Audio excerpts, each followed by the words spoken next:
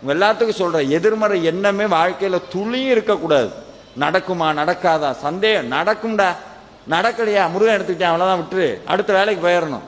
சும்மா அதையே போட்டு தொங்கிக்கிட்டே இருக்கக்கூடாது. சில பேர் வீட்டில் ஒரு செத்த எலி இருக்குன்னா என்ன பண்ணுவீங்க? அப்படியே வச்சிருப்பீங்களா? என்ன பண்ணுவோம்?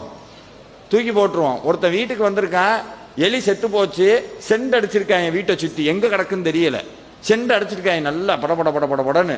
வீட்டுக்கு வந்து உட்கார்ந்துருக்காங்க. ஒரு அரை மணி நேரம் கழிச்சுன்னு உட்கார முடியல அவங்கனால. ஏன்? நாத்து அடிக்க ஆரம்பிச்சிருச்சு. அப்புறம் புரிஞ்சிருச்சு, செத்த எலி இருக்கிற வரைக்கும் வீட்டுக்குள்ள வாசம் அடிச்சுக்கிட்டே தான் இருக்கும்.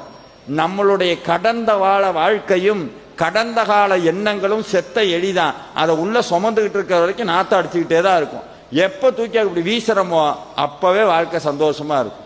சில பேர் அதை நான் அப்பவே அப்படி இருந்திருந்தா நல்லா இருந்திருப்பேன், அப்பவே அப்படி இருந்தா நான் அப்பவே அதான் படிக்கல. உங்க எல்லாத்துக்கும் சொல்ற, எதிர்மறை எண்ணமே வாழ்க்கையில துளியும் இருக்கக்கூடாது. நடக்குமா நடக்காதா சந்தேகம், நடக்கும்டா, நடக்கலையா முருகன் எடுத்துக்கிட்டேன் அவ்வளோதான், விட்டுரு, அடுத்த வேலைக்கு போயிடணும். சும்மா அதையே போட்டு தொங்கிக்கிட்டே இருக்கக்கூடாது. சில பேர் வீட்டில் ஒரு செத்த எலி இருக்குன்னா என்ன பண்ணுவீங்க? அப்படியே வச்சிருப்பீங்களா? என்ன பண்ணுவோம்?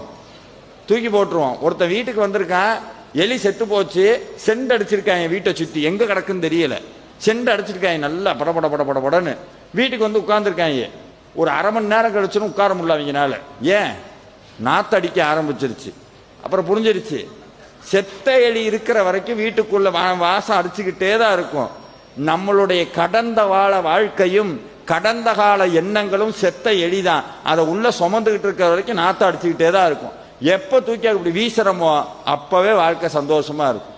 சில பேர் அதை நான் அப்பவே அப்படி இருந்திருந்தா நல்லா இருந்திருப்பேன், அப்பவே அப்படி இருந்தா நான் அப்பவே அதான் படிக்கல.